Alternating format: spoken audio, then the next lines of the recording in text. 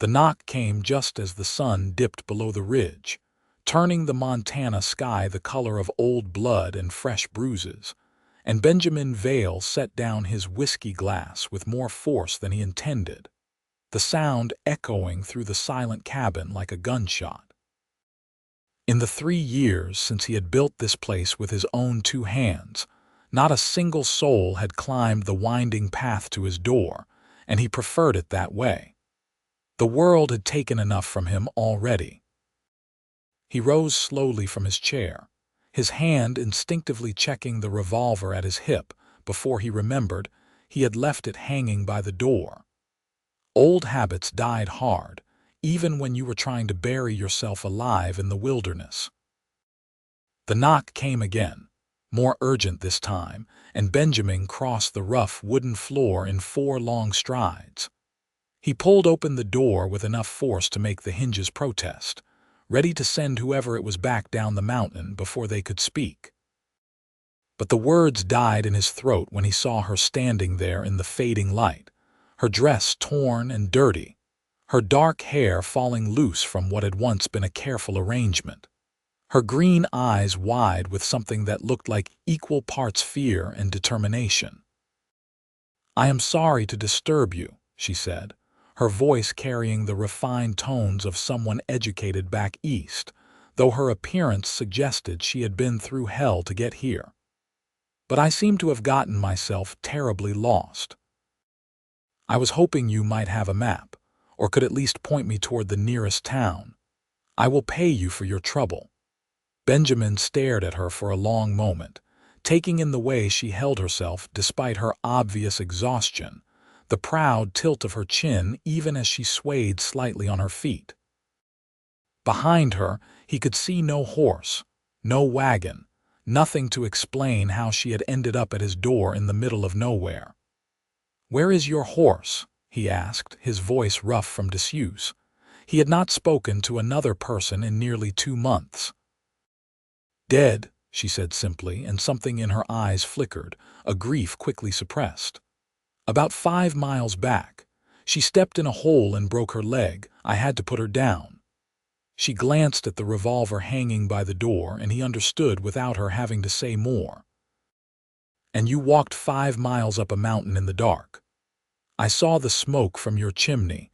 It seemed like the wisest course of action, given the alternatives." She paused, studying him with those sharp green eyes. "Are you going to help me, or should I continue on my way?"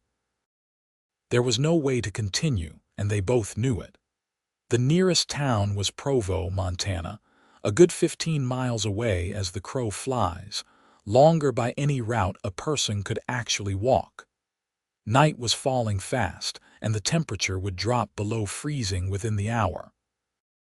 Even if she were not already exhausted, she would never make it. Benjamin stepped back from the doorway, gesturing for her to enter. "Come in before you freeze to death on my porch." She hesitated for just a moment, then stepped across the threshold with visible relief. The cabin was sparse but clean. A single large room with a stone fireplace at one end, a bed in the corner, a rough table with 2 chairs, and shelves lined with books that seemed out of place in such a rough dwelling. She noticed them immediately, her gaze lingering on the leather spines. "Thank you," she said, moving closer to the fire without waiting for permission. "My name is Willa Foster. I am traveling from Virginia to meet my brother in California, or I was, until everything went rather spectacularly wrong." "Benjamin Vale," he replied, closing the door against the cold.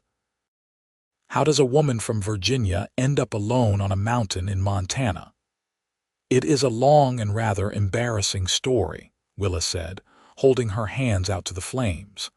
Now that she was in the light, he could see more clearly the extent of her journey. Her dress, once fine, was not just dirty but torn in several places. Her boots were worn through at the heel, and there was a bruise forming along her left cheekbone that she had tried to hide with her hair. "We have all night," Benjamin said, surprising himself. He had meant to give her directions and send her on her way in the morning, but something in her presence pulled at him, drew words from him that he had thought buried along with everything else he had left behind. Willa turned to look at him, really look at him, and he felt the weight of her assessment. He knew what she saw. A man in his late 20s who looked older with dark hair that needed cutting, a few days of beard growth, eyes that had seen too much and wanted to see nothing more. He was tall and lean, built like someone who worked hard and ate little, and there was a wariness in his stance that suggested violence was never far from his thoughts. "I was traveling with a party heading west," she began, lowering herself into one of the chairs without asking. She was past the point of standing on ceremony. There were 6 of us in total, with 2 experienced guides. We took a route through Montana territory to avoid some trouble that was brewing further south. 3 days ago, we were attacked by outlaws. They killed one of the guides and scattered the rest of us. I managed to grab a horse and my bag and ran. I have been trying to find my way to Provo ever since, but I have clearly done a terrible job of it. Benjamin moved to the stove, where a pot of stew had been simmering. He ladled out a bowl and set it in front of her with a spoon, then poured her water from a pitcher. She looked at the food with undisguised hunger. "Eat," he said. "Then we will talk about getting you to Provo." She did not need to be told twice. She ate with efficient speed, not bothering to maintain any pretense of delicate manners, and he found himself approving of her practicality. Too many people he had known wasted time on appearances when survival demanded action. While she ate, he studied her more carefully. She was probably in her early 20s, with a face that was striking rather than conventionally pretty, all strong bones and determined features. Her hands were small but showed signs of work, calluses forming where someone unused to rough living had been forced to adapt quickly. The bruise on her face was fresh, probably from today, and he wondered what had put it there but did not ask. "How did you find this place?" he asked instead. "I told you I saw the smoke." I had reached the point where I was willing to take my chances with whoever lived here rather than spend another night in the open. She finished the stew and set down the spoon, meeting his eyes. "I will be honest with you, Mr. Vale. I have very little money left, but what I have is yours if you will help me reach Provo. I need to send a telegram to my brother and arrange for new transportation west." "Keep your money," Benjamin said, more harshly than he intended. "I will draw you a map in the morning and point you in the right direction." "Just a map?" Willa asked, and there was something in her voice that made him look at her more sharply. "Forgive me, but I have already gotten lost once following my own navigation. I would be willing to pay considerably more if you would consider guiding me there yourself." "No." The word came out flat and final, but she did not flinch. "Why not? You clearly know the area. It would take you, what, a day there and back, 2 at most." "I do not go to Provo," Benjamin said, turning away from her to pour himself another whiskey. "I do not go anywhere. That is the point of living on a mountain in the middle of nowhere." "Everyone goes somewhere eventually," Willa said quietly. "No one can hide forever, no matter how much they might want to." He spun to face her, anger flaring hot and sudden in his chest. "You do not know anything about me or what I want." "You are right, I do not," she agreed, still calm. "But I know what it looks like when someone is running from something. I have been doing it myself for the past 3 days." She stood, facing him squarely despite the fact that he had half a foot and probably 80 pounds on her. "I am not asking you to save me, Mr. Vale. I am asking you to help me save myself. There is a difference." They stood there in the firelight, the tension thick between them, and Benjamin felt something crack in the wall he had built around himself. It was small, barely noticeable, but it was there, and it terrified him more than any outlaw or wild animal ever could. "You can sleep in the bed," he said finally, breaking eye contact. "I will take the floor. In the morning, we will discuss what comes next." "Thank you," Willa said, and she sounded genuinely grateful rather than triumphant. She moved toward the bed, then paused. "For what it is worth, I am sorry for whatever brought you up here. No one chooses this kind of isolation without a reason." Benjamin said nothing, just took his whiskey and his blanket and settled himself near the fire, his back to her. He listened as she removed her boots and lay down on the bed with a sigh of relief. Within minutes, her breathing had evened out into sleep, the exhaustion finally claiming her. He sat awake long into the night, staring into the flames and wondering what the hell he was doing. He had worked so hard to cut himself off from the world, to stop caring about anyone or anything beyond his own survival. 3 years of self-imposed exile, 3 years of silence and solitude, and one knock on his door threatened to undo it all. When sleep finally came, it was troubled by dreams of things he had tried to forget. Morning arrived cold and bright, frost covering the ground outside and turning the world into something crystalline and sharp. Benjamin woke first, his internal clock still set to the rhythms of a life that required vigilance even in sleep. He built up the fire and started coffee, the familiar motions grounding him after the strangeness of having someone else in his space. Willa stirred as the smell of coffee filled the cabin, sitting up with a slight groan. Her hair was a wild tangle, and there were lines on her face from the rough pillow, but she looked considerably better than she had the night before. "Good morning," she said, her voice still rough with sleep. "I had almost convinced myself this was a dream. Coffee?" Benjamin asked, already pouring a second cup. "Please." She took it gratefully, wrapping her hands around the tin cup. "Thank you again for taking me in. I know I have put you in an awkward position. Can you ride?" he asked abruptly, making a decision he knew he would probably regret. She looked up at him, surprise clear on her face. "Yes, I can ride. Why?" "Because if I am going to take you to Provo, we are going on horseback. It will be faster, and I want to be back here before dark tomorrow." "You are going to take me?" The hope in her voice was almost painful to hear. "Against my better judgment," Benjamin said gruffly. "But you are right that a map will not do you much good if you cannot read a trail. And I cannot in good conscience leave you to wander around these mountains alone. You will die, and I will feel guilty about it, and I would rather avoid both outcomes." Willa smiled, and it transformed her face, lighting something in her eyes that had been carefully hidden until now. "I promise to be a model traveling companion." "We leave in an hour," Benjamin said, turning away from that smile before it could do more damage to his resolve. "Eat something and prepare yourself. The ride down is not easy." The next hour passed in efficient preparation. Benjamin gathered supplies while Willa made herself as presentable as possible with the limited resources available. He noticed she moved stiffly, clearly sore from her ordeal, but she did not complain. He gave her a jacket that had belonged to him years ago, when he had carried more weight, and it hung large on her frame but would keep her warmer than her torn dress alone.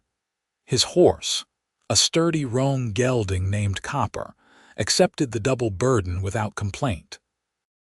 Benjamin had trained him well, and the animal was used to difficult terrain and long days.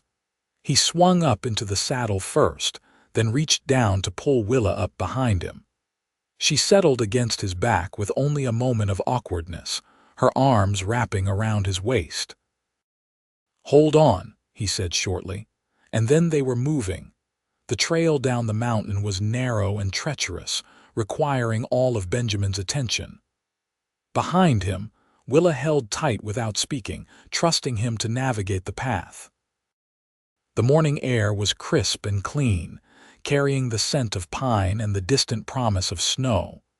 In other circumstances, it would have been beautiful, They had been riding for perhaps 2 hours when Willa finally broke the silence. "How long have you lived up there?" "3 years." "That is a long time to be alone." "That was the idea." "What happened 3 years ago?" Benjamin tensed, his hands tightening on the reins. "That is not your business." "You are right, it is not," Willa agreed easily. "I apologize. I have a habit of asking questions that are none of my concern. My brother always said it would get me into trouble one day." They rode in silence for a while longer, the only sounds the steady rhythm of Copper's hooves and the wind through the trees. Benjamin found himself aware of every point where Willa's body pressed against his, the warmth of her even through layers of clothing, the way her grip tightened slightly whenever the trail became particularly rough.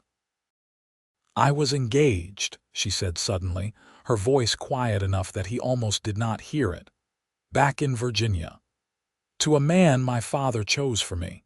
He was wealthy, well-connected, and absolutely unbearable. I tried to make it work because that is what a dutiful daughter does. But 6 months before the wedding, I discovered he already had a mistress and 2 illegitimate children he had no intention of acknowledging. When I confronted him, he struck me and told me to mind my own business, that his personal affairs were not my concern as long as I played my role properly." Benjamin felt his jaw clench but said nothing. "I broke off the engagement the next day," Willa continued. "My father was furious. He said I was ruining the family, throwing away my future, being selfish and foolish. We had a terrible fight, and I said some things I probably should not have. My brother, bless him, took my side. He had already moved to California and was doing well for himself. He sent me money and told me to come west, that I could stay with him until I figured out what I wanted to do with my life. So I did. I packed what I could carry, left a note, and joined a wagon party heading west. And your father, I assume he is still angry. Or perhaps he has disowned me by now. Either way, it does not matter anymore. I made my choice."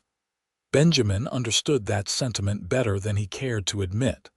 "Does your brother know what happened with the wagon party?" "No, he is expecting me to arrive in California in another few weeks. He will worry when I do not show up on schedule, but there is nothing I can do about that until I can send a telegram. Assuming I ever actually make it to Provo, of course." "You will make it," Benjamin said, and was surprised to find he meant it. They stopped briefly at midday to rest the horse and eat some of the dried meat and hardtack Benjamin had packed. Willa climbed down stiffly, wincing as her muscles protested. "I am going to be sore for days," she said, stretching carefully. "You will survive," Benjamin replied, checking Copper's hooves and offering him water from a collapsible leather bucket he carried for just this purpose. "You love him," Willa observed, watching how he handled the horse. "He is a good animal, reliable." "That is not what I said." She smiled slightly. "It is all right to admit you care about something, you know. It does not make you weak." "I did not say it made me weak." "You did not have to." Benjamin straightened, meeting her gaze. "You think you have me figured out after one night and a morning's ride." "I think you are hurting," Willa said simply. "And I think you have been hurting for a long time. I recognize it because I have felt it too. Maybe not the same hurt, but hurt all the same. And I know what it is like to want to run away from everything and everyone until the pain stops." "Does it stop?" The question escaped before he could stop it, raw and honest in a way he had not been with anyone in years. "I do not know yet," Willa admitted, "but I am hoping that eventually it will at least become bearable.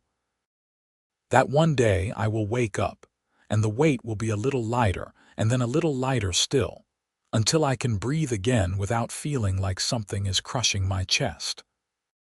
They stood there in the dappled sunlight, 2 wounded people sharing a moment of understanding that neither had asked for but both desperately needed. Then Benjamin turned away, busying himself with repacking their supplies. "We should keep moving," he said. "We are still several hours from Provo." The afternoon passed more easily than the morning had. Without consciously meaning to, Benjamin found himself pointing out landmarks and telling Willa about the area. She listened attentively, asking intelligent questions that showed she was actually paying attention rather than just making conversation. It was surprising how much he found himself talking after years of silence. They reached the outskirts of Provo as the sun was beginning its descent toward the horizon. The town had grown since the last time Benjamin had been here, which had been shortly before he had retreated to his mountain sanctuary. New buildings lined the main street, and there seemed to be more people than he remembered. "It is bigger than I expected," Willa said, straightening behind him as they rode slowly down the main street. "Mining boom," Benjamin explained. "Silver strike about 2 years ago. Brought in a lot of new people." He guided Copper toward the hotel, acutely aware of the stares they were attracting. He supposed they made an odd sight, a rough mountain man and a woman in a torn dress riding double. Let them stare. He would be gone soon enough. They stopped in front of the Provo Hotel, a 2-story building that looked relatively clean and well-maintained. Benjamin swung down from the saddle and reached up to help Willa dismount. She accepted his hand, sliding down with more grace than he had expected given her fatigue. "Thank you," she said, looking up at him, "for everything. I truly do not know what would have happened if I had not found your cabin." "You would have figured something out," Benjamin said, surprising himself with the certainty in his voice. "You are tougher than you look." She smiled at that. "So are you, I think, though in a different way." He handed her the reins. "Go inside and get a room. I will see to Copper and then come back to make sure you have everything you need for sending that telegram and arranging transport." "You do not have to do that," Willa protested. "You have already done more than enough." "I am here now," Benjamin said. "Might as well see it through." He led Copper to the livery stable, where he paid for a stall and feed, and took his time brushing the horse down and checking him over. It gave him a few minutes to adjust to being around people again, to remember how to move through the world instead of hiding from it. When he returned to the hotel, he found Willa in the small lobby, looking frustrated. The clerk, a thin man with a pomaded mustache, was shaking his head apologetically. "I am sorry, miss, but I cannot rent you a room without payment in advance, and I do not take promissory notes." "I understand that," Willa said with forced patience, "but as I explained, I was robbed. I have some money, but not enough for more than a night or two, and I need to save it for the telegram and food. Surely we can work something out." "Afraid not, miss. Hotel policy." Benjamin stepped forward, pulling out his billfold. "How much for 3 nights?" The clerk quoted a price, and Benjamin counted out the bills, placing them on the counter. "And this should cover the meals as well." "Benjamin, no," Willa protested, turning to him with wide eyes. "I cannot let you do that." "You are not letting me do anything," he said flatly. "I am doing it. Consider it repayment for the entertainment of your company on the ride down." "Entertainment?" She looked like she could not decide whether to laugh or argue. "The room is paid for," Benjamin told the clerk, who was already sliding a key across the counter. "She will also need to send a telegram." "Where is the telegraph office?" "2 buildings down on the right," the clerk said, eyeing Benjamin with new respect or possibly wariness. It was hard to tell which. Benjamin took the key and handed it to Willa, then gestured toward the door. "Come on. Let us get that telegram sent before the office closes." Willa followed him outside, and he could feel her studying him as they walked. "Why are you doing this?" she asked finally. "Doing what?" "All of it. Bringing me here, paying for my room, helping me. You made it very clear last night that you want nothing to do with people or the world in general, yet here you are." Benjamin stopped walking, turning to face her. "I do not know," he admitted, "but you are here and you need help, and apparently I am not quite as dead inside as I thought I was." "Is that a good enough answer?" "Yes," Willa said softly. "It is." The telegraph office was still open, staffed by an elderly man who took down the message Willa wanted to send to her brother in California. She kept it brief, explaining what had happened and asking him to send money for her continued travel.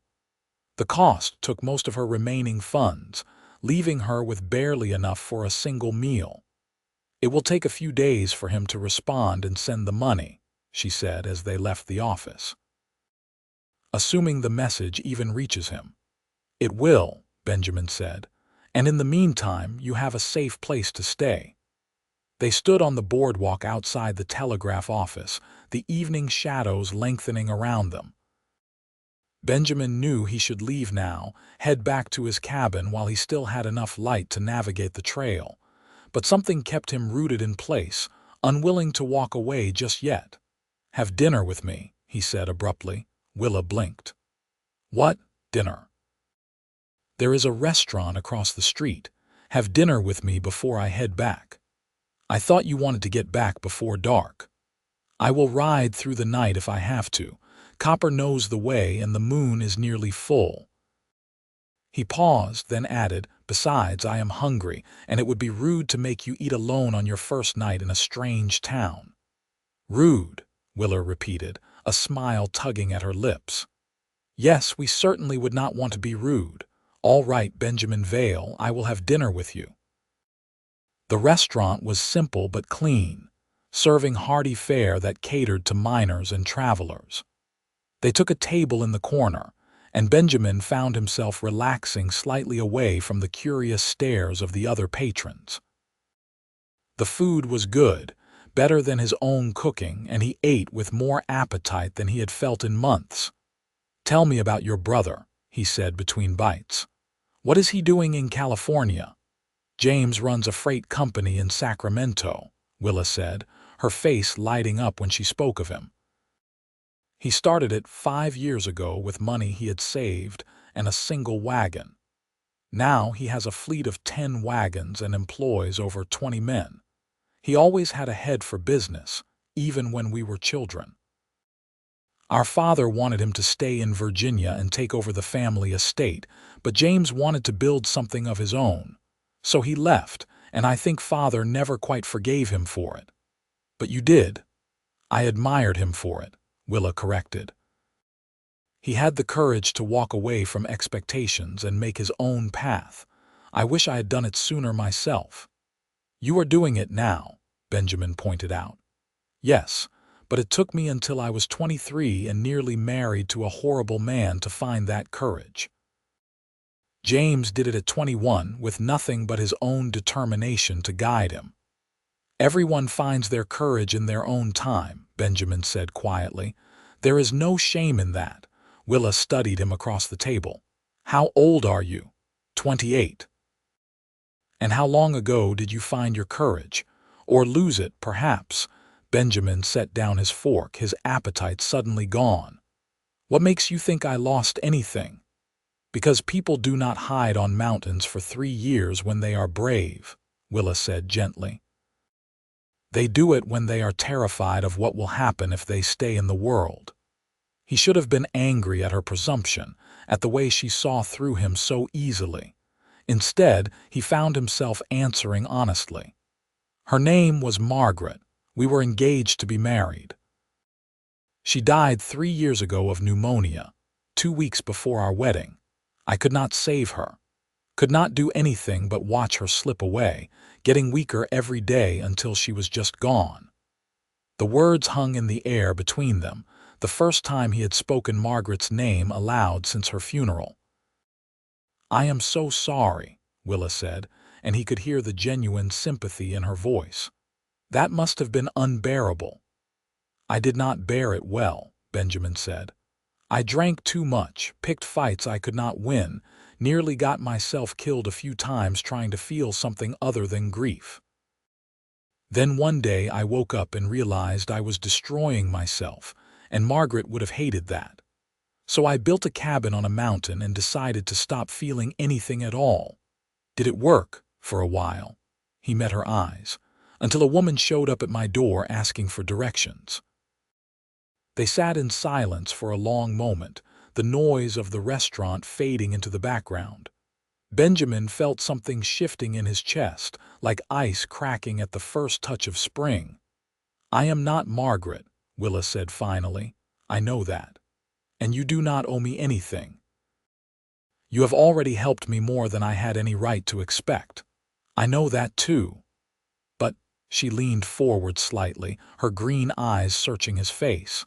"But I would like to see you again," Benjamin admitted, "when you are settled in your room and rested. Tomorrow, maybe. Before I head back up the mountain." Willa smiled, and it reached her eyes this time, warming something in him that he had thought frozen beyond recovery. "I would like that very much." They finished their meal in more comfortable silence, and then Benjamin walked her back to the hotel. At the door to her room they paused, an awkward moment of not quite knowing how to say goodbye. "Travel safely," Willa said, "and thank you again, for everything." "Get some sleep," Benjamin replied. "You look dead on your feet." She laughed softly, always with the compliments. "It is a wonder you are not married already with such charm." Before he could think better of it, Benjamin reached out and tucked a strand of hair behind her ear, his fingers lingering for just a moment against her cheek. "I will be back tomorrow, around noon." "I will be here," Willa promised. He turned and walked away before he could do something foolish, like kiss her, like promise her things he had no right to promise. He collected copper from the livery and headed out of town as the last light faded from the sky. True to his word, he rode through the night, letting the horse pick the path while his mind wandered. What was he doing? He had built a life around solitude, around not caring, around protecting himself from ever feeling that kind of loss again. And in less than 24 hours, Willa Foster had walked into his cabin and shaken the foundations of everything he had built to keep himself safe. The sensible thing would be to stay on his mountain, to not go back to Provo tomorrow. To let her continue her journey to California and forget he had ever met her. It would be easier that way, cleaner. No complications, no risk of pain. But even as he thought it, he knew he would not do it. He would go back tomorrow and the day after that if she was still there. Because something in Willa's presence had reminded him that he was still alive, still capable of feeling something other than the dull ache of old grief. And terrifying as that was, it was also intoxicating. He reached his cabin as dawn was breaking, the sky lightening from black to gray to pale gold. Copper was tired but unharmed, and Benjamin saw to him before stumbling into the cabin and collapsing onto his bed without bothering to remove his boots. He slept heavily, dreamlessly, and woke in the late morning with the sun streaming through the window and a sense of anticipation he had not felt in years. He washed, shaved, and changed into clean clothes, taking more care with his appearance than he had in months. Then he saddled Copper again, ignoring the horse's reproachful look at being asked to make the journey a second time in as many days. "I know," he told the gelding. "I am an idiot, but apparently I am doing this anyway." The ride to Provo seemed to take twice as long as it should have, every mile stretched by his impatience. When he finally arrived, he went straight to the hotel, taking the stairs to the second floor 2 at a time. He knocked on Willa's door, suddenly nervous in a way he had not been since he was a boy. She opened it after a moment, and he was struck again by how striking she was, even in the same torn dress she had been wearing since she arrived at his cabin. Her hair was clean now, braided back from her face, and the bruise on her cheek had faded to a dull purple. "Benjamin," she said, and he liked the way his name sounded in her voice. "I was starting to worry you had changed your mind." "Got a late start," he admitted. "How are you feeling?" Much better after a proper night's sleep and a bath. Come in, please. I feel strange standing in the doorway. He entered the small room, which was neat and simply furnished with a bed, a washstand, and a single chair by the window. Willa had laid her few possessions out carefully, and he could see she had washed and mended her dress as best she could. "Any word from your brother?" he asked. "Too soon for that. It will be at least 3 or 4 days before I can expect a reply, possibly longer." She paused, then added, "I have been thinking about what to do in the meantime. The hotel clerk mentioned that the general store is looking for temporary help. I thought I might inquire about it, earn a bit of money while I wait." "That is a good idea," Benjamin said, though the thought of leaving her here, even temporarily, made something in his chest tighten uncomfortably. "Would you walk with me?" Willa asked. "I would like to explore the town a bit, and I confess I am still somewhat nervous about being alone in a strange place." "Of course." They left the hotel and walked through Provo together, and Benjamin found himself seeing the town through her eyes. It was rough and utilitarian, built for function rather than beauty. But there was a certain energy to it that he had forgotten existed. People called out greetings to each other, children played in the street despite the cool weather, and the smell of fresh bread drifted from a bakery near the edge of town. At the general store, Willa spoke with the owner, a matronly woman named Mrs. Patterson, who took one look at her and agreed to give her a trial run starting the next morning. "I can always use help with the inventory and serving customers," she said. "Pay is not much, but it is honest work." "That is all I am looking for," Willa assured her.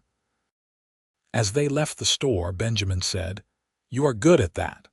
"At what?" "Talking to people, making them like you," Willa laughed. "It is a skill I developed out of necessity. When you are a woman on your own, you learn quickly that people are more willing to help you if they like you."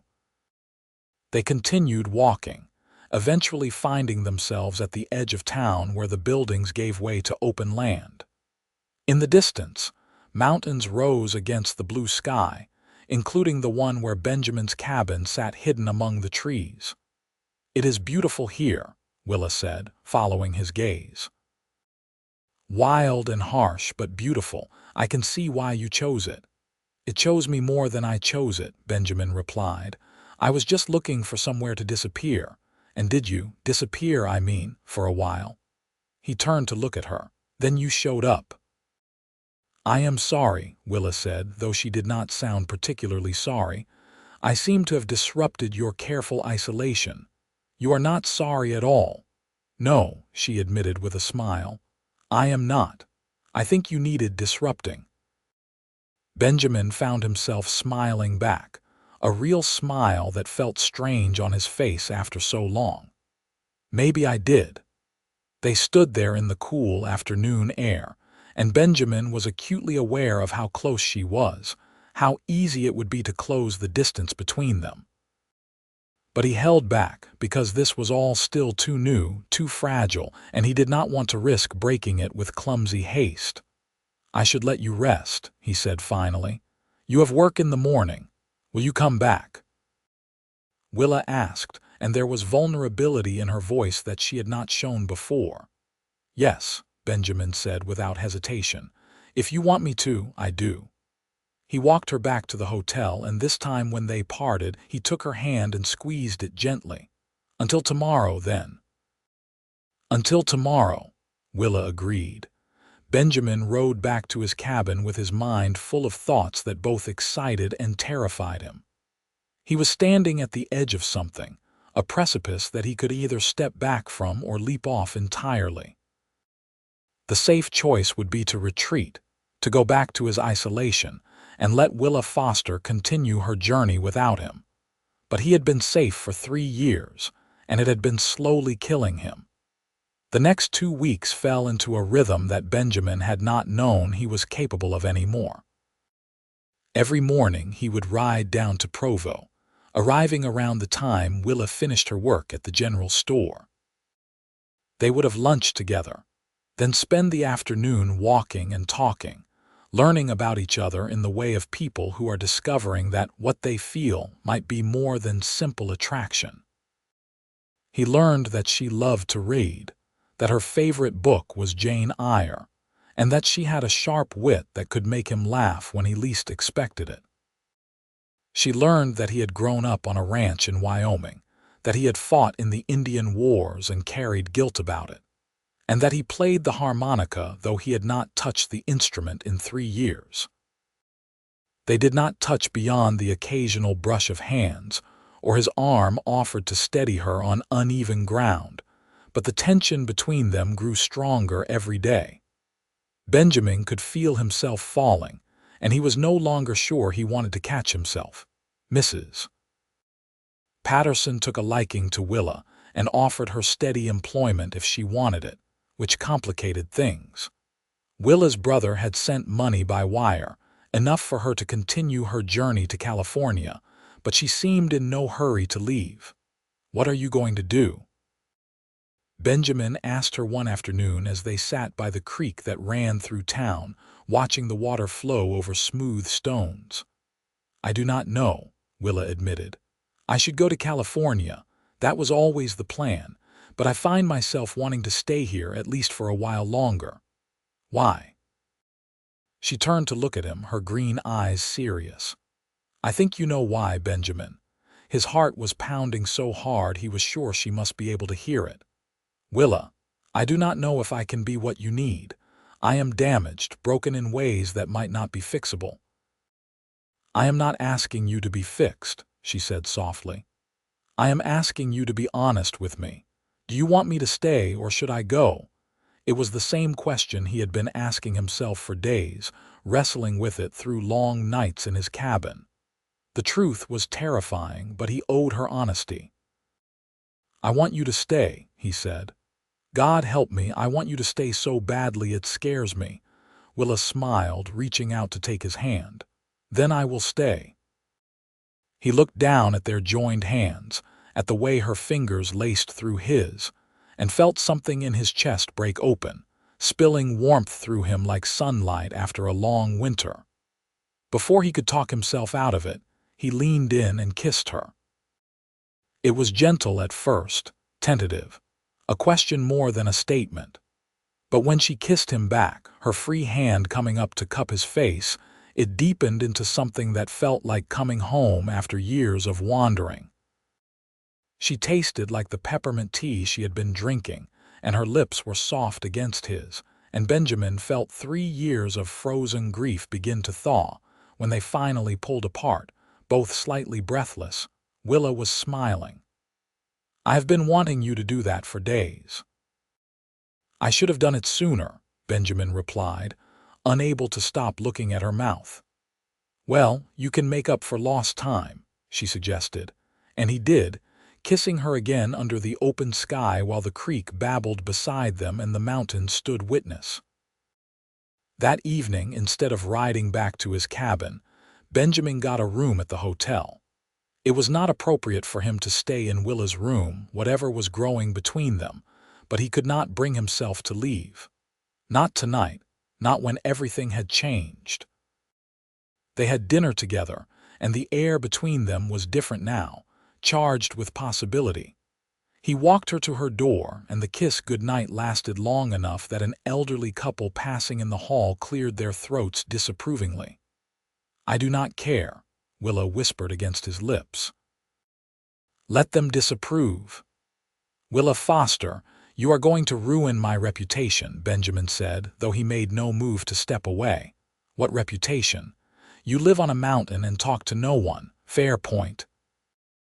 They parted reluctantly, and Benjamin lay awake in his own room, listening to the sounds of the hotel settling and thinking about the woman sleeping 1 floor above him. He had not expected this, had not expected to feel anything again, let alone something this strong. It was terrifying and exhilarating in equal measure. Over the following weeks, Benjamin began to spend more time in Provo than on his mountain. He took odd jobs around town, using skills he had let rust during his isolation. He helped repair the livery stable roof, assisted the blacksmith with some heavy work, and even agreed to guide a surveying party through the surrounding wilderness for a generous fee. The money gave him an excuse to stay, but the real reason was Willa. She had become the center of his world in a way that both thrilled and terrified him. They spent every possible moment together, and slowly, carefully, he began to tell her about Margaret, about the guilt and grief that had driven him into isolation. "You could not have saved her," Willa said one evening as they sat on the porch of the hotel, watching the sun set. "Pneumonia is brutal, and 3 years ago there was even less that could be done about it than there is now. You have to forgive yourself." "I do not know if I can." "Then let me help you," she said, taking his hand. "Let me help you remember that you are alive, that you deserve to be happy, that loving someone who died does not mean you have to stop living yourself." He pulled her close, burying his face in her hair. "When did you become so wise?" "I am not wise. I am just someone who understands what it is like to run from pain and who is tired of running." As fall deepened into early winter, Provo prepared for the cold months ahead. Benjamin found himself helping with preparations, chopping wood for families who needed it, helping to reinforce buildings against the coming snows. It felt good to be useful again, to be part of a community instead of hiding from one. Willa wrote to her brother, explaining that she had decided to stay in Montana for the foreseeable future. His reply was supportive if puzzled, and he promised to visit in the spring to see what had captured his sister's attention so thoroughly.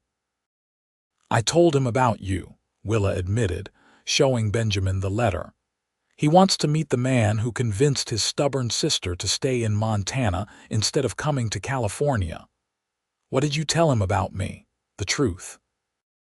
That you are kind and wounded and stubborn, and that you make me happier than I have been in years." Benjamin read the letter, feeling the weight of responsibility settle on his shoulders. "Your brother will probably want to punch me when he learns I have been courting his sister without any formal declaration of intent." "Courting?" Willa raised an eyebrow. "Is that what we are doing? What would you call it?" She smiled. "I would call it falling in love, but courting works too." The words hit him like a physical blow, knocking the air from his lungs. Love. He had not let himself think the word, had been dancing around it for weeks, but hearing her say it made it real in a way that was both wonderful and terrifying. "Willa," he started, then stopped, not sure what to say. "You do not have to say it back," she said quickly.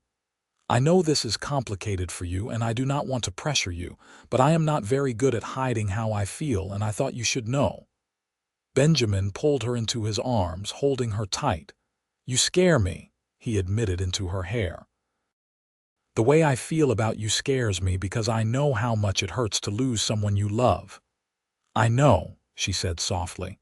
"But Benjamin, you cannot protect yourself from loss by refusing to love. That is not living, it is just existing." "I do not want to just exist anymore," he said, the words torn from somewhere deep in his chest. "I want to live, with you." She pulled back to look at him, tears shining in her eyes. "Then live with me. Let us be brave enough to take this chance." He kissed her then, pouring everything he could not yet say into it, and she kissed him back with equal fervor. They were standing on the hotel porch in full view of anyone who cared to look, and Benjamin found he did not care. Let the whole town know how he felt about Willa Foster. When they finally broke apart, both flushed and breathing hard, Willa said, "So what do we do now?" "Now," Benjamin said, taking her hand, "I go and have a very awkward conversation with myself about what I want for my future. And then, if you will have me, I would like to court you properly. With the intention of making you my wife, if you are willing." Willa's smile was bright enough to rival the setting sun. "I am very willing." That night, Benjamin rode back to his cabin for the first time in over a week. He stood in the small space he had built with his own hands, looking at the life he had constructed around his grief, and felt the weight of it finally lifting. He had been wrong. Isolating himself had not protected him from pain. It had just delayed the inevitable truth that he had to face. Margaret was gone, and he could not bring her back. But he was still here, still alive, and Willa had shown him that his life did not have to end with Margaret's. He spent the night putting his affairs in order, making decisions that should have terrified him but instead felt right. By morning, he knew what he needed to do. He rode down to Provo with a sense of purpose he had not felt in years. He found Willa at the general store, helping Mrs. Patterson with the morning rush of customers. When she saw him, her face lit up and he knew he had made the right choice. "Can you take a break?" he asked when there was a lull. Willa glanced at Mrs. Patterson, who made a shooing motion. "Go on, dear. I can manage for a bit." They walked to the creek, to the spot where he had first kissed her, and Benjamin took both her hands in his. "I have been doing a lot of thinking." "That sounds dangerous," Willa said lightly, but he could see the nervousness in her eyes. "I do not want to live on that mountain anymore," he said. "Not alone, anyway. I was thinking I might sell it, use the money to buy some land closer to town. Maybe build a proper house, start a horse breeding operation. I am good with horses, and there is a market for it with all the mining operations expanding." "Benjamin, that sounds wonderful, but you do not have to change your whole life for me." "I am not doing it for you," he said. "I am doing it for me, for us. Because I want a future and I want you in it, but I need to know that you want that too, not just right now but long term." "What are you asking me?" Willa said softly, though he could see she knew. Benjamin took a deep breath, nerves and certainty warring in his chest. "Willa Foster, I know we have not known each other long, and I know I am not perfect, that I have scars and damage that might take years to fully heal. But I love you. I think I started loving you the moment you stood on my porch demanding directions with that stubborn tilt to your chin. And if you will have me, I would like to spend the rest of my life showing you just how much." Tears were streaming down Willa's face now, but she was smiling. "Yes," she said. "Yes, absolutely yes. I love you too, you stubborn, wounded, wonderful man." He kissed her, and it felt like a promise, like the beginning of something real and lasting. When they pulled apart, both were laughing and crying at the same time. "We should probably tell people," Willa said, "before the whole town starts gossiping about why we keep disappearing together." "Let them gossip," Benjamin said. "But yes, we should probably make it official." They walked back to town hand in hand, and the first person they told was Mrs. Patterson, who cried and hugged them both and insisted on throwing them an engagement party. News spread quickly through Provo, and by evening it seemed like half the town had found excuses to congratulate them. The next few months passed in a blur of activity. Benjamin sold his mounting cabin to a prospector looking for a quiet place to retire, taking a loss on it, but not caring. He used the money as a down payment on 40 acres of good grazing land just outside Provo, with a creek running through it and enough timber to build a proper house. He hired help to fell the trees and mill the lumber, but he did most of the construction work himself, putting his back into building something instead of hiding from everything. Willa helped when she could, though he insisted she not do any of the heavy work. She painted and planned the interior, choosing colors and fabrics that would make the house feel like a home. They were married on a cold day in February, in a small ceremony at the local church, with Mrs. Patterson standing up for Willa and the blacksmith acting as Benjamin's best man. Willa wore a simple blue dress that brought out her eyes, and Benjamin wore the only suit he owned, which he had not put on since Margaret's funeral. But unlike that day, this one was full of joy instead of sorrow. Willa's brother James arrived just in time for the wedding, having traveled from California to meet his new brother-in-law. He was a tall man with the same determined eyes as his sister, and he pulled Benjamin aside before the ceremony. "I hear you spent 3 years living alone on a mountain," James said without preamble. "Yes, sir. And my sister convinced you to come down." Something like that.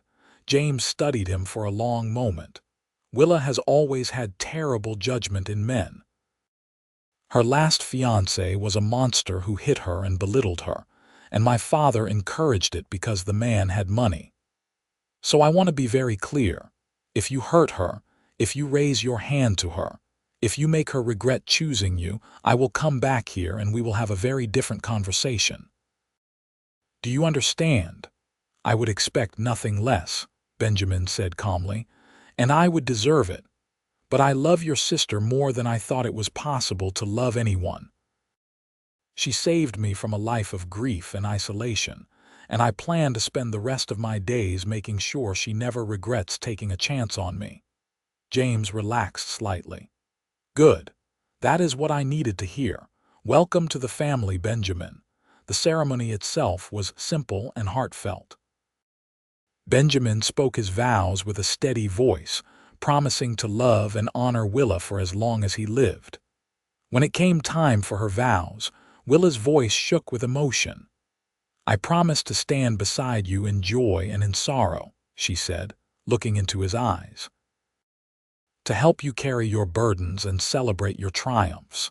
To love you even when you are stubborn and withdrawn, and to never let you forget that you deserve to be happy. I choose you, Benjamin Vale, today and every day for the rest of my life." When the pastor pronounced them husband and wife, Benjamin kissed her with all the love and gratitude he felt, and the small gathering erupted in applause. The reception was held at the hotel, with food and drink provided by what seemed like half the town. Benjamin found himself surrounded by people who had become friends over the past months, and he realized with some surprise that he was happy. Genuinely, deeply happy in a way he had not thought possible.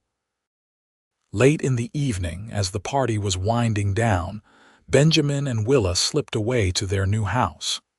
It was not quite finished, but the bedroom was complete, and that was all that mattered tonight. He carried her over the threshold, making her laugh, and set her down gently in the room lit only by firelight. "Hello, husband," she said, smiling up at him. "Hello, wife," he replied and kissed her. Their wedding night was tender and passionate, a celebration of everything they had overcome to reach this moment. Afterward, they lay tangled together under warm quilts, listening to the wind outside and the crackle of the fire. "Are you happy?" Willa asked, tracing patterns on his chest with her fingers. "More than I ever thought I would be again," Benjamin admitted. "You gave me my life back, Willa. I do not know if I can ever repay that." "You do not have to repay it. You just have to live it with me."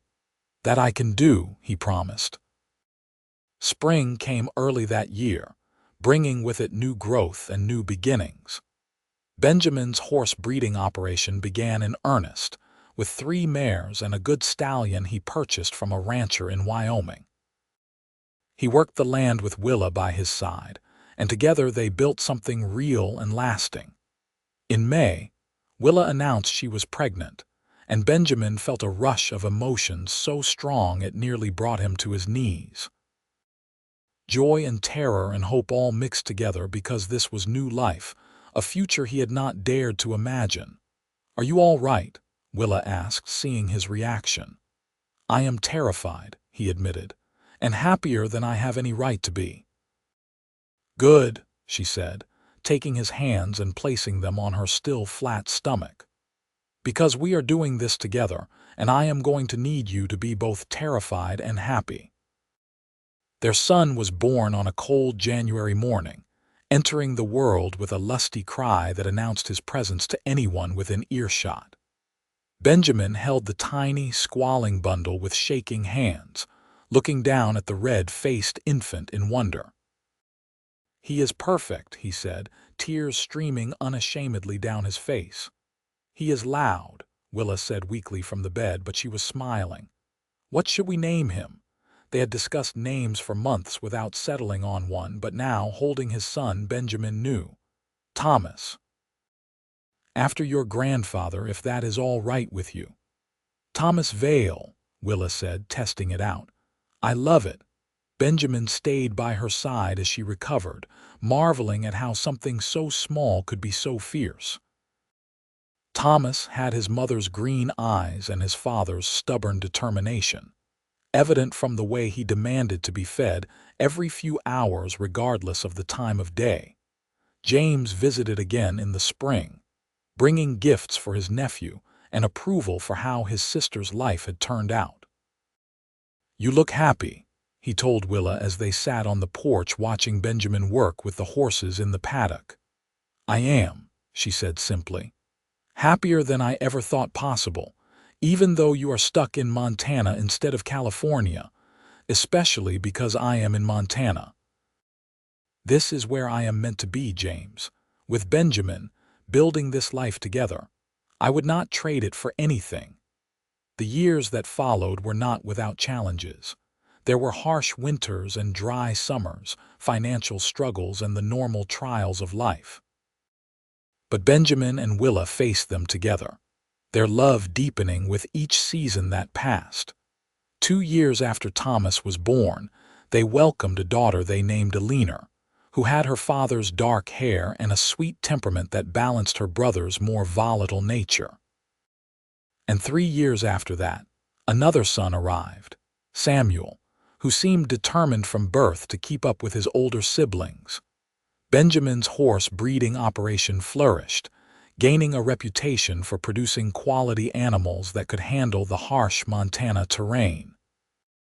He hired help as the business grew, young men eager to learn the trade, and he found satisfaction in passing on his knowledge.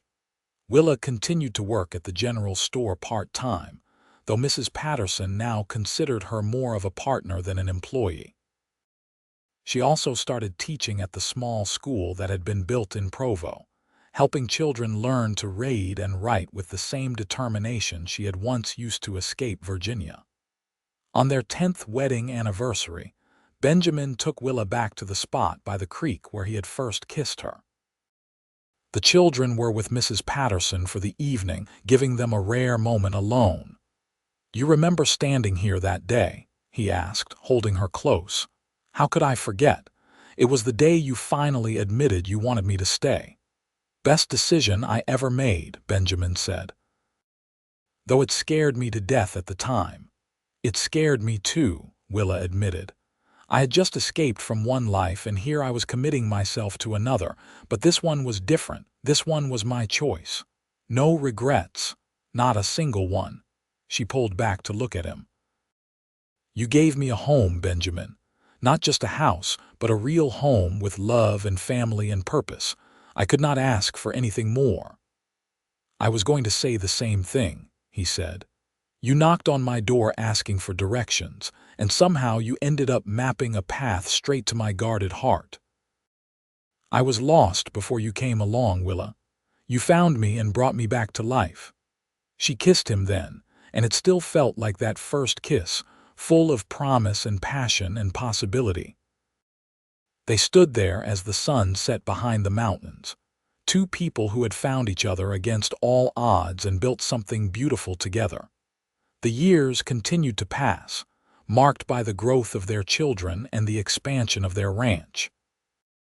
Thomas grew into a serious young man who had his father's way with horses and his mother's sharp mind. Alina became a teacher herself, helping Willa at the school and showing a talent for music that delighted everyone who heard her play the piano Benjamin had bought and hauled all the way from Helena. Samuel proved to be the adventurous one, always pushing boundaries and coming home with scraped knees and wild stories. Benjamin's hair started to gray at the temples, and Willa's face gained the lines of someone who smiled often and deeply. They grew older together, their love maturing like good whiskey, becoming richer and more complex with time. On the 20th anniversary of the day Willa had knocked on Benjamin's cabin door, they sat on the porch of their home, watching their grandchildren play in the yard. Thomas had married a local girl and given them 2 grandchildren of their own, with a third on the way. 20 years, Willa said, shaking her head in wonder. Can you believe it? Some days no, Benjamin admitted. Some days I still wake up and think I am dreaming, that you are not really here. I am real, she said, taking his hand. And I am not going anywhere. Good, he said, because I still do not know how to read a map without you. She laughed, the sound as bright and genuine as it had been 2 decades earlier. You never needed a map. You just needed a reason to care about where you were going. You were that reason, Benjamin said. You still are. As the sun set on another day in Montana, casting long shadows across the land they had built a life on, Benjamin thought about the journey that had brought them here. He thought about the man he had been, hollow and hiding, convinced that the best he could do was survive. And he thought about the woman who had refused to let him settle for survival, who had insisted he deserved more. Their children and grandchildren filled the house with noise and laughter, carrying on the legacy they had built. The ranch thrived, the horses they bred sought after throughout the territory. And through it all, Benjamin and Willa remained at the center, the heart of everything good that had grown from that first unlikely meeting. What are you thinking about? Willa asked, studying his face in the fading light. About maps, Benjamin said with a smile, and directions. And how sometimes the best journeys are the ones we never planned. Like a lost woman knocking on a lonely cowboy's door, exactly like that. He pulled her close, pressing a kiss to her temple. Thank you for getting lost, Willa Vale. Thank you for finding me instead. Thank you for letting me in, she replied. For being brave enough to love again. For building this beautiful life with me. They sat together as the stars began to appear in the darkening sky, comfortable in the silence that only came from decades of knowing someone completely. Inside, they could hear their family gathering for dinner, the sounds of home that Benjamin had once thought he would never have again. He had been so determined to protect himself from pain by refusing to feel anything at all.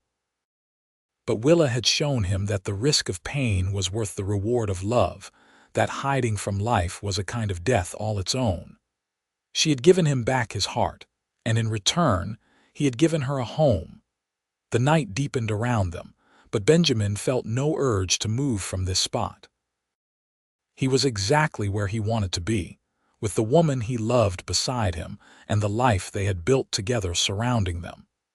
It had started with a knock on a door and a request for directions, and it had led to everything he had never known he needed. Years later, when Benjamin was an old man with silver hair and grandchildren who had grandchildren of their own, he would tell the story of how he met Willa. He would talk about the knock that changed his life, about the beautiful woman who had been lost and found him instead. And he would always end the story the same way. I thought I was giving her directions, he would say, his eyes finding Willa's across whatever room they were in. But she was the one who showed me the way. She mapped out a path straight to my guarded heart, and I have been grateful every day since that she had the courage to knock. And Willa, still beautiful even in old age, would smile and take his hand, and they would sit together in the comfortable silence of people who had lived a full life together and had no regrets. The ranch passed to Thomas, who ran it with the same dedication his father had shown. Eleanor continued teaching, inspiring generations of children in Provo and beyond. Samuel, after years of wandering, settled down with a wife and opened a trading post that became a central part of the growing town. But through it all, Benjamin and Willa remained the heart of the family, the foundation on which everything else was built. They grew old together gracefully, their love story becoming legend in Provo, the tale of a lonely cowboy and the lost woman who saved him from himself. When Benjamin finally passed away at the age of 78, surrounded by family, his last words were for Willa. "Thank you for knocking," he whispered, squeezing her hand with the last of his strength. "Best thing that ever happened to me." "Thank you for opening the door," she replied, tears streaming down her face. "I love you, Benjamin Vale. I always will." He smiled at that, and then he was gone, slipping away peacefully with the woman he loved beside him. Willa lived another 5 years, spending her time with her children and grandchildren, telling stories of the life she and Benjamin had built together. She never remarried, never even considered it. She had found her great love, and one was enough for a lifetime. When she passed away quietly in her sleep at the age of 81, they buried her next to Benjamin on the hill, overlooking the ranch they had built together. The entire town of Provo turned out for her funeral, mourning the loss of a woman who had become a pillar of their community. On her gravestone, beneath her name and dates, her children had carved a simple epitaph that captured the essence of her story. She knocked asking for directions and found home instead. And next to it, on Benjamin's stone, they had carved, "He answered the door and found his heart again." Together they rested on the hill, overlooking the land they had loved and the family they had built, their story complete. It had begun with a knock and a request for help, and it had grown into something beautiful and lasting, a testament to the power of love to heal even the deepest wounds. The ranch continued to thrive for generations, passed down through the family, and the story of Benjamin and Willa became part of the fabric of Provo's history. Every young couple in love heard the tale, a reminder that sometimes the best things in life come from the most unexpected places, that being brave enough to ask for help or offer it can change everything. And on quiet evenings, when the sun set over the Montana mountains, people swore they could sometimes see 2 figures walking hand in hand across the fields, their love transcending even death itself. It was just a story, of course, a romantic notion that probably had no truth to it. But then again, their whole life together had seemed like just a story at first. A knock on a door, a lonely cowboy, a lost woman. And from those simple elements, a love that lasted not just a lifetime but became part of the very ground they had walked on, the air people breathed when they spoke of true love. In the end, that was their legacy. Not just the ranch or the children or the business they had built, but the proof that it was possible to heal, to love again after loss, to build something beautiful from the ashes of grief. They had shown an entire town that courage came in many forms, that asking for help was not weakness and offering it was not foolishness. Benjamin Vale had thought his life was over at 25, that the best he could hope for was to survive the grief that threatened to consume him. But Willa Foster had knocked on his door one evening, lost and desperate, and in helping her find her way, he had found his own way back to living. It was a simple story in many ways. No grand adventures, no dramatic rescues, just 2 wounded people who found each other at exactly the right moment and chose to be brave enough to try again. But sometimes the simple stories are the most profound, the ones that remind us that love is not about grand gestures but about daily choices to show up, to care, to try. And so their story ended where it had begun, with a knock on a door and a request for directions. Only this time, there was no need for maps or guidance. They had found their way together, and that was all the direction either of them had ever needed.